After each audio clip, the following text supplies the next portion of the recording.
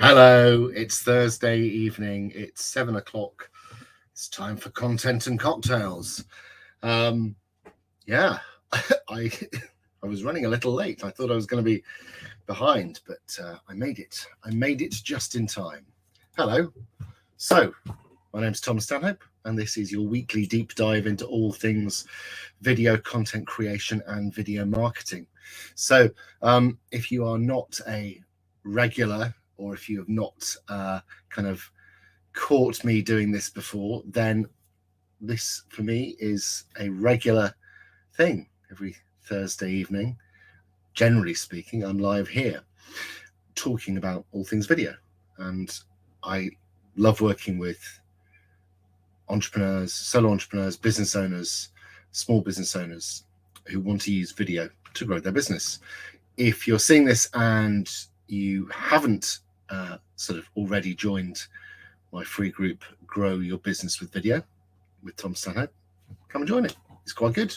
It's good fun. But this is Content to Cocktails. And to be fair, I've been taking a little bit of a quiet break from this. And I've been talking about this a little bit this week because it's been a very busy fourth quarter of the year with lots going on. And it's sort of moved me towards quite an exciting inflection point in our business, where lots of things are happening. Got lots of exciting projects brewing away and things that are kind of delivering and just starting. But we're at that time of year where projects are winding up, and I'm sort of in that sprint to the end. So yeah, but this is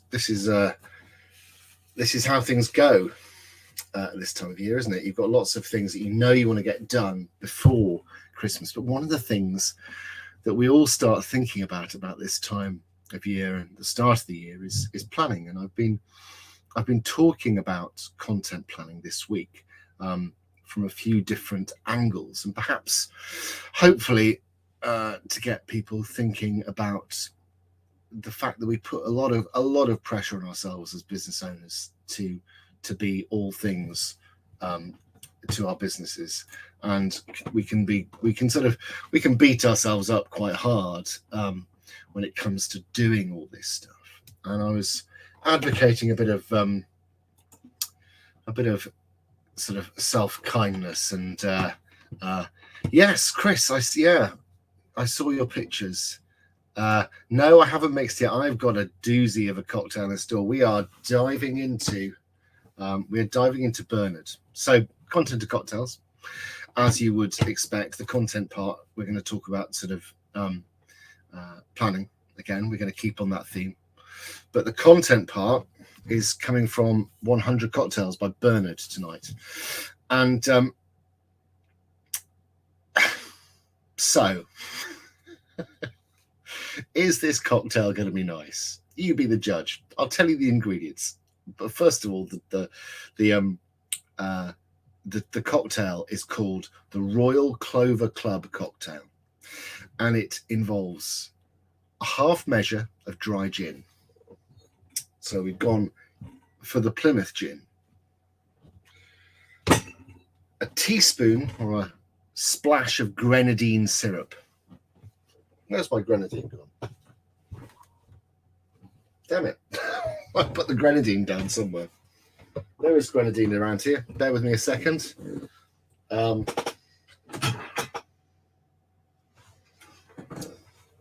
had the grenadine in my hand but a moment ago. There it is. It's in the cabinet. Grenadine syrup. The juice of a lemon. The yolk of an egg.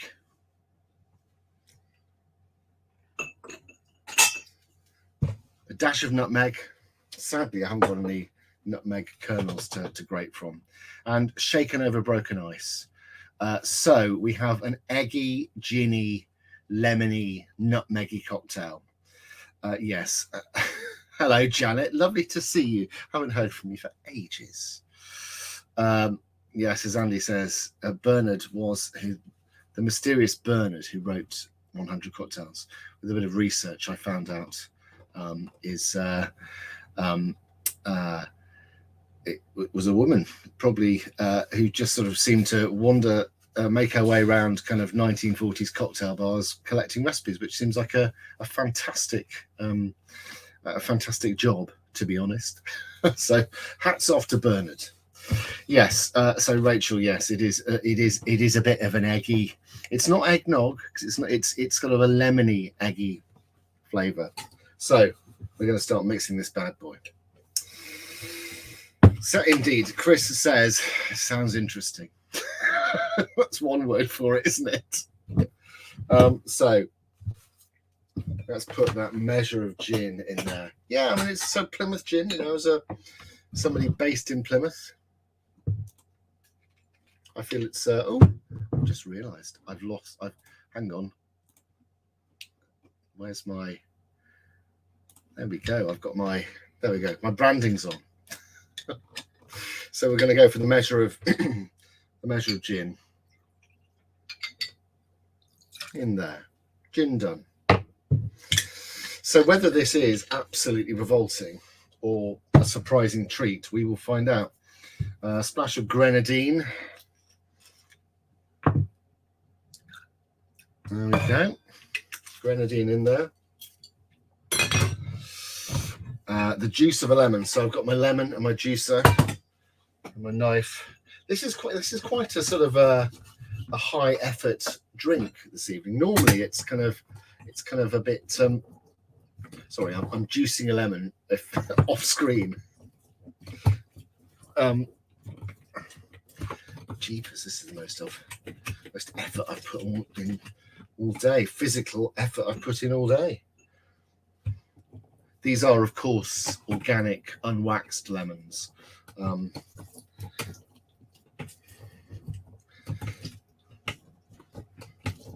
We wouldn't want anything else, would we? So that's the lemon juiced. I suspect this might be an only one of cocktail. So lemon juice. Andy, please. This is a family show. Hello, Mo. How you doing? I believe so. What's it got? Grenadine. Total fruit, blackcurrant juice, raspberry juice, and elderberry juice. Well, there we go. I always assumed it was pomegranate for some reason. Shows you what I know. Thank you for the Christmas card, by the way, Mo. Lovely.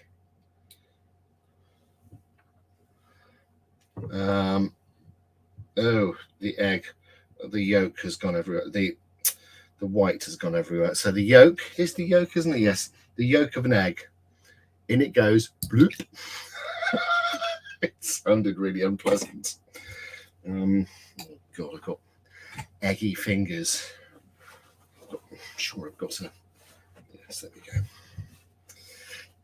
I've rather miscalculated with this cocktail. It's a very it's a very messy cocktail. Rachel says, such a shame I'm not there to try with you. You're just down the road. I could bring one. I could bring one to you.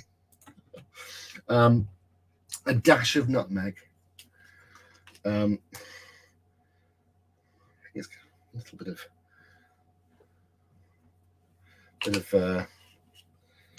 Salt Bay style. I'm probably infringing some kind of copyright. Right, no, so we need some ice. I don't know what that smells like. So ice.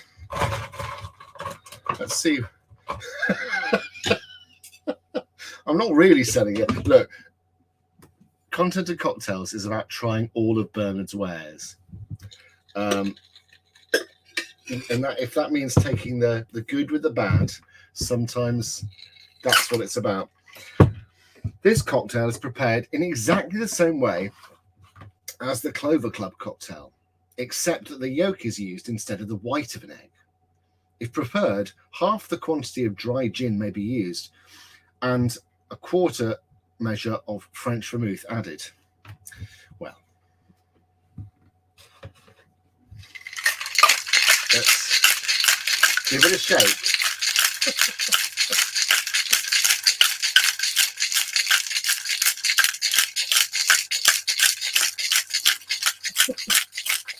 There we go. Drain off. Now, I suspect this will sort of be a bit of a pink, opaque, eggy, lemony treat. Let's have a look.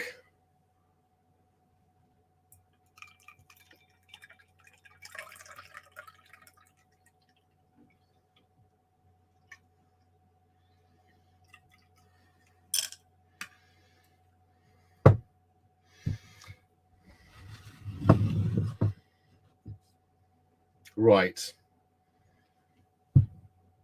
Let's see.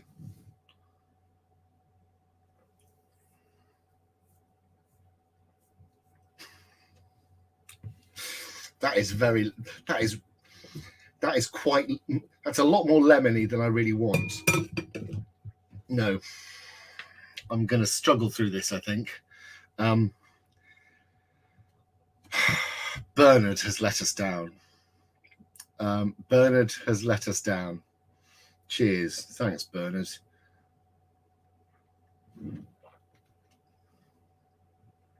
Oh, man, that is absolutely minging. I'm going to put a bit more grenadine in there to try and sweeten it up a little bit. Wowzers.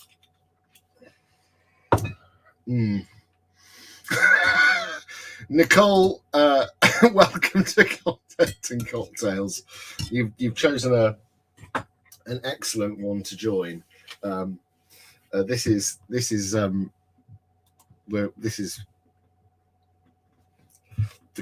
the Royal Clover Club cocktail, a cocktail that involves gin, grenadine, lemon juice, the yolk of an egg, nutmeg.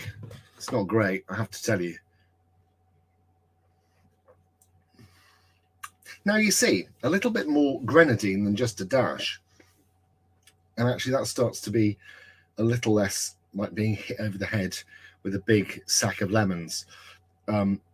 It's still not nice, but God, it's making my mouth water massively. It's going to be really difficult to do the live without dribbling everywhere. This is revolting.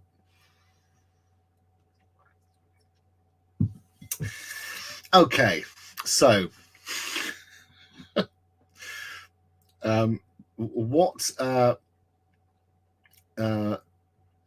well, you see, Rachel, you say don't try it at home, but I think the joy of Content and Cocktails is that you can go away and you can take this and you can try and improve on it, because one thing that the last 2 years worth of regular lives has taught us is that Bernard is very often not right when it comes to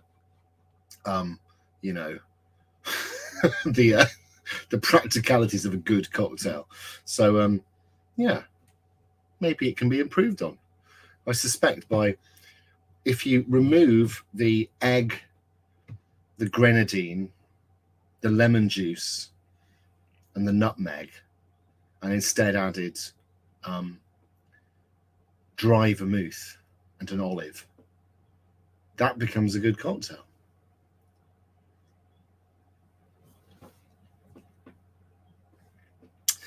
Okay, so that's horrible. That's really horrible.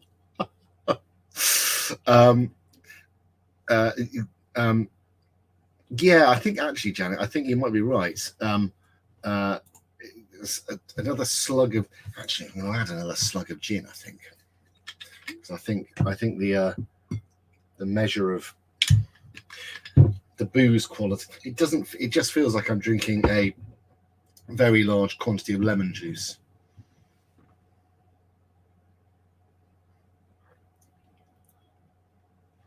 Weirdly, that has improved it. So it's still not great, but it's now no longer completely undrinkable. So what I was going to talk about was content planning.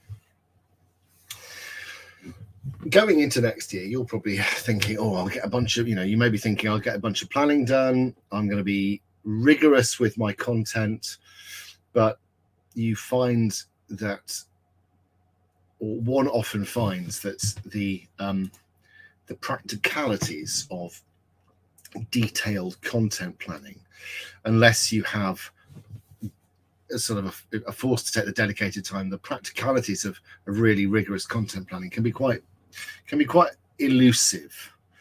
But if you've got your business plan set out for the year ahead and the goals set, you really need to be associating a content plan to those goals, so that particularly if you are using, the sort of online, if you're in the online space and you are serving an audience with content. Yes, I suspect it is, Rachel. What I don't know is what the egg brings to this, other than, making it non-vegan.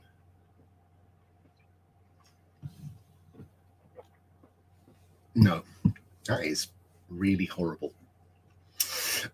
So back to the planning. I've done a couple of lives this week, and the first was about the sort of the pressure we put on ourselves when it comes to planning. Or with the second one, sorry, was about the pressure we put on ourselves when it comes to having detailed plans on our business. And I was saying that sometimes it's okay just to have broad themes that you're going to be addressing each month, and maybe a bunch of kind of bullet points of talking points that you want to kind of address. And if you're just doing live, so if all you committed to in January was saying, well, I'm going to go live twice a week or once a week, and in January I'm going to be talking on the theme of X.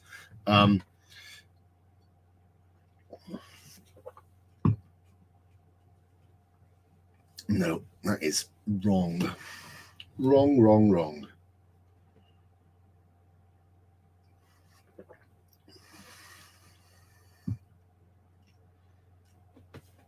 I'm going to give me a moment.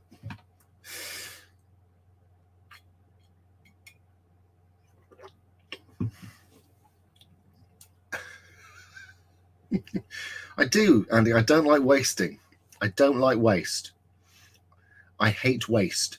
So that would be waste. If I got rid of that, there's a sort of a it would be wrong to ignore that. But yeah, so back to it's a very distracting drink.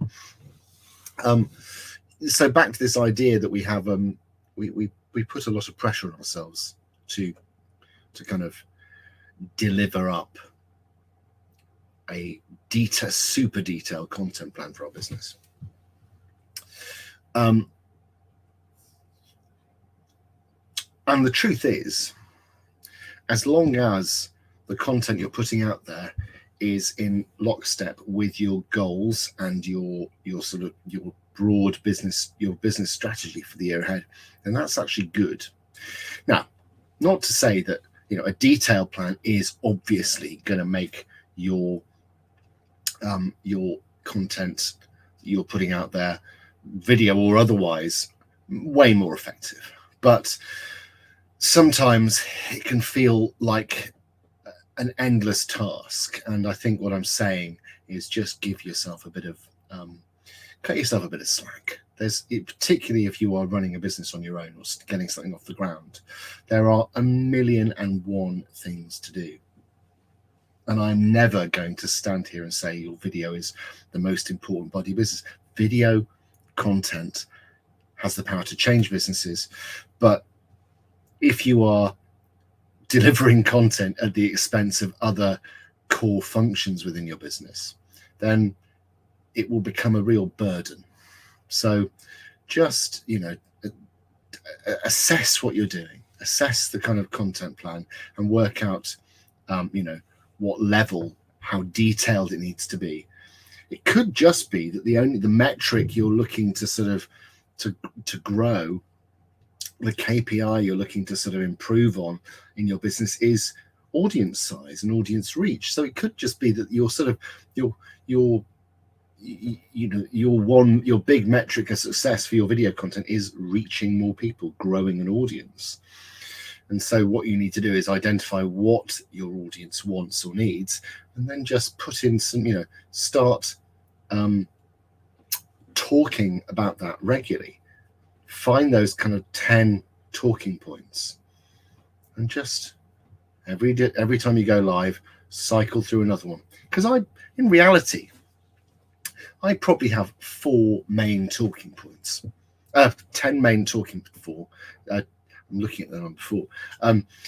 10 main sort of broad talking points around video content, and I will cycle through those, but I will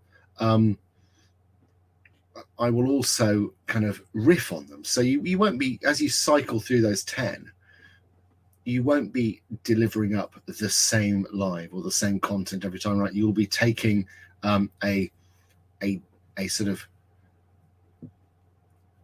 a fresh look at a familiar idea. And I think that's the way that we get people to understand your expertise, your knowledge, your areas of genius. So you do not need to be coming up with some brand spanking new take on your industry every day, because the reality is most people don't know very much about what it is you do. People, if I was to go and ask people, possibly the kind of the Video Academy guys being the exception here, we're talking about the average person. If I went and spoke to somebody and said, what do I do in my business? And they say, well, you make videos. And I go, well, what do I do? Well, it's kind of YouTube, and they'll run through probably 4 or 5 top line things that I do, and then it'll probably stall out. So you've got a whole bunch of other stuff that you can talk about that will be new to an audience that you can give different insights in. So I think this is a really important thing to get your head around. You do not need to you're not looking to reinvent the wheel or reinvent your industry with every live. You're looking to communicate good, solid, foundational information, useful information to your audience, not to completely change their world. Because that kind of service, that's for the people who pay you money. That kind of level of change is designed for the people who become clients. But for the free content you're putting out there, I think you've got to be, you can give an awful lot, a huge amount of value, without necessarily completely, as I say, sort of blowing people's minds on every single live. It could, because sometimes just hearing something that people need to know. So a good example of this is I delivered a training for somebody called Shelley Schulman's. She had a week-long event where lots of people came and talked about planning. And Shelley's heard me speak loads of times. We're in our mastermind together, and we've been chatting. We've chatted about video content and content marketing and planning for content loads of times. But she listened to my talk, the one that I've given stacks of times, and she said, I've had some light bulb moments. So you never know what people are going to take from the same thing, even if they've heard it a number of times. So don't be afraid to kind of reiterate points and cover what to you feels like very familiar ground with your content plans. But it's kind of you don't necessarily need to be beating yourself up thinking that you've got to come up with something brand new every time. So hopefully, if that resonates, give me a nod. I've run around my group last year. It's not this kind of It's been a lot. It's been a hard. It feels like it's been a hard slog over the last couple of months for a lot of people. Plenty of people I know who are doing really well with the business, but have kind of struggling a bit with kind of just energy levels, and I think there's a lot of anxiety going around about, because with sort of crazy COVID numbers going bananas. I think it's that feels like it's something else that's in the mix.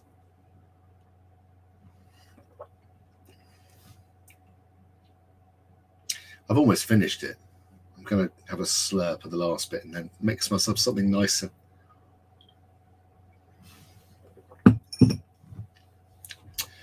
Bear with me a second. I will be back in a moment with a different glass because I don't want eggy.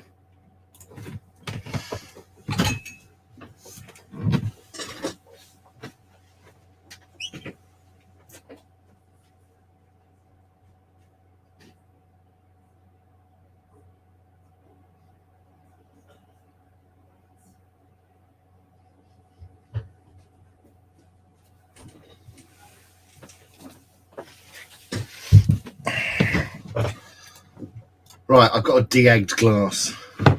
Right, what are we going to have? Yes, I'm going to have, what am I going to have? I'm going to have a Manhattan, I think. Where's the Angosturas?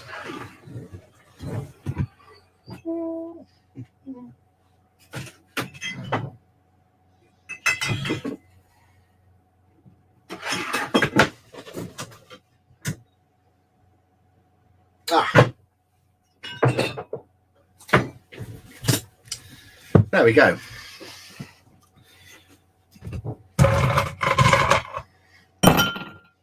Back to civilization.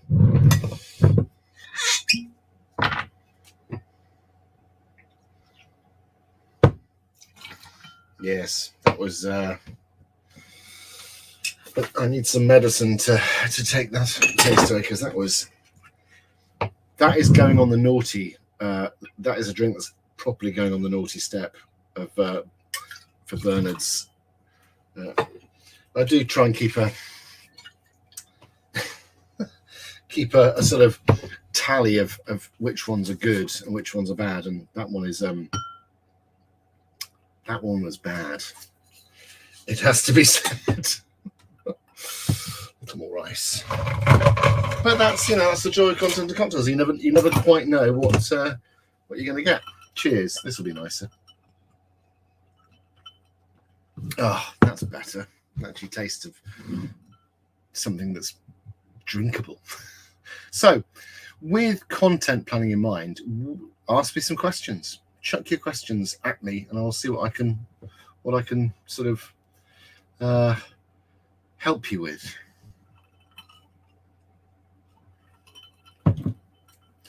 So I'll be doing a Christmas special next.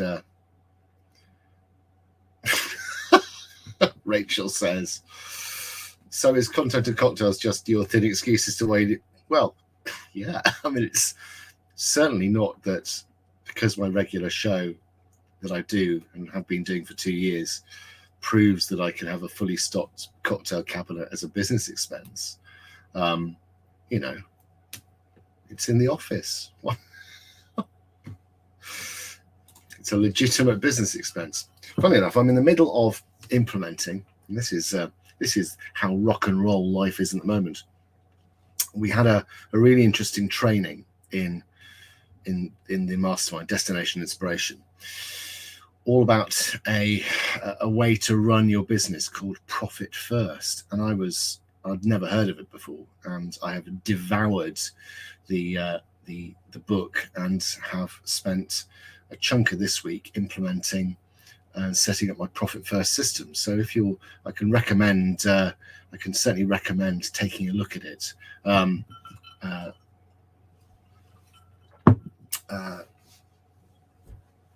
can certainly recommend the sort of the process. It's a way of managing the sort of flow of cash in your business, where you are making sort of profit allocations right off the bat.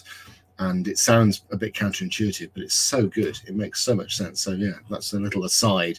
If you're looking for a good way to sort of run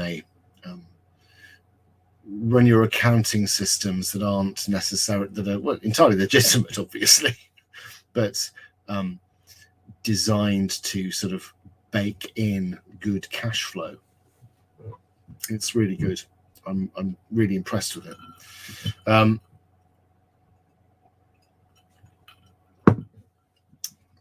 So yeah, you know, you've got to be thinking these things. You've got to be thinking about the all the angles. That's it. I'm not just a tired dad's face. I'm trying to think what else has been going on this week.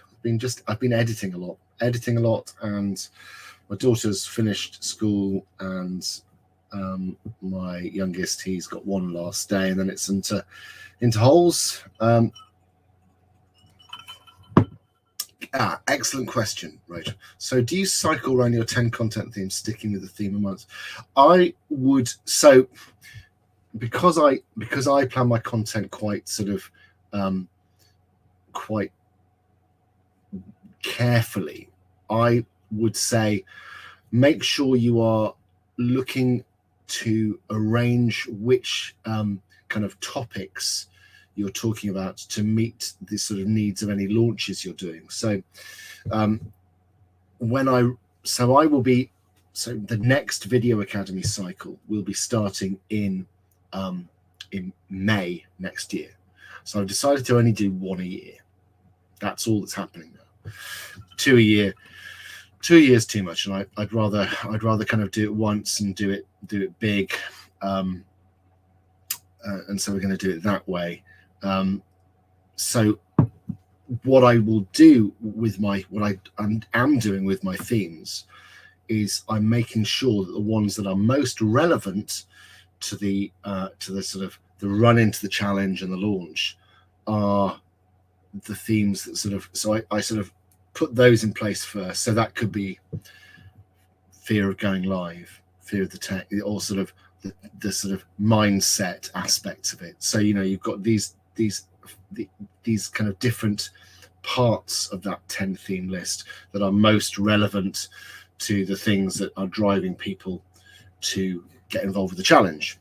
So you're warming people up to ideas. So if you can kind of slot those in order to get people thinking about things you want them to be thinking about, that's the way to do it, and sort of, you know, work accordingly. And also don't be afraid to double up. So if you don't, when I say cycle through the 10 themes, it doesn't mean you have to kind of go, oh well, I've done that week once.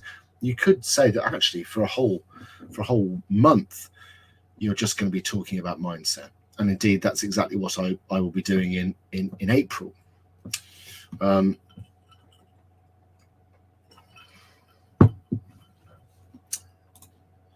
So yeah,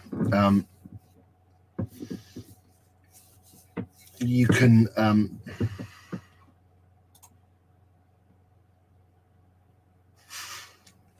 yes, but I think you have to prove that it's an integral part of it, you know. So I don't see why not. I would say, you know, this is not financial advice. Speak to your accountant, but any cocktails that I have drunk on this business-related show is, you know, it's kind of falls firmly under production costs, I think. I'm sure HMRC will catch up with me at some point and go, oi, what are you doing? And go, would you like a cocktail? You've paid for it.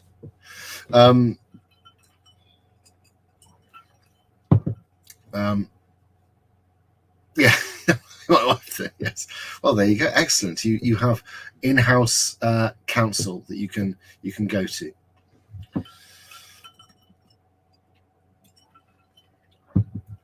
One of the other things that's been on my mind this week is I've been trying to come up with some more entertaining kind of ads for growing, because I'm putting together what's called a self-liquidating ad, a sort of Facebook ad at the moment. So there will be an ad and an upsell on the ad. So the idea is that when people respond to a Facebook advert or a YouTube advert for a free download to join the group and all that kind of stuff, there will then be an upsell on that. And one of the things I've been looking at is the creative on this ad. So I've got a couple of approaches that I want to take. So one of them is a very sort of, it's quite a functional, knowledge-based ad, and the other one I want to do is a much more sort of funny, entertaining ad. So I'm currently kind of working on the script for that. I'm kind of just at the brainstorming phase at the moment, and over the years, lots of people sort of come to me and say, I want to do something funny. I want to do some funny videos, and it's got me remembering just how difficult it is to do really genuinely good, funny content. So hopefully in the spring I'll be shooting something kind of entertaining and a little bit silly. Which reminds me, actually, I am currently on the hunt for an editor. I'm looking to employ a full-time editor. Ideally, somebody who is recently graduated or is kind of an enthusiastic amateur. I would much rather take somebody on who has the right sort of attitude and has kind of good basic skills but wants to learn, because I've got to the stage where I've got so much on that I need an extra pair of editing hands. So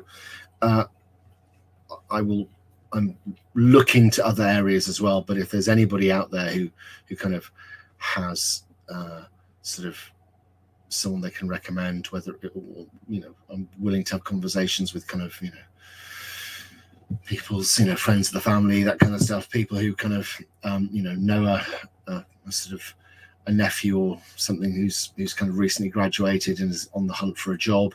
So I am kind of on the lookout. That's true. Yes. Yeah. Ideally I am looking, because there's a lot of work to do, and a lot of it is quite boring, if I'm honest. It's what I'm looking for is somebody to do the so I was talking, this is really pretentious. I was talking to Una the other night about this, and in my head I have the sort of Italian kind of Renaissance kind of studio of Bottega di kind of approach, where the sort of studio assistants are prepared, are sort of doing the prep work, doing the basic editing passes, and then it gets passed over to me to sort of do the styling and the kind of the sort of creative flourishes. So I'm sort of looking for kind of a initially one person, but as we scale up, looking for more sort of assistance. But yes, I'm not against part-time, but I am really, in all honesty, looking for full-time, just because the sheer volume of work that we've got on. So I need my sort of studio assistants, as it were. Hopefully that's deeply pretentious take on it is it's I've got a history of it's my history of art degree. I've got to use it occasionally.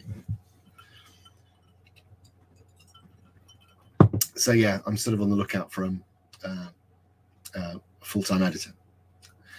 I've approached sort of all the places I'd normally go to for this kind of thing, which is sort of university departments, and looking for somebody who's willing to who sort of is willing to learn on the job and be part of the sort of part of a team, a virtual team.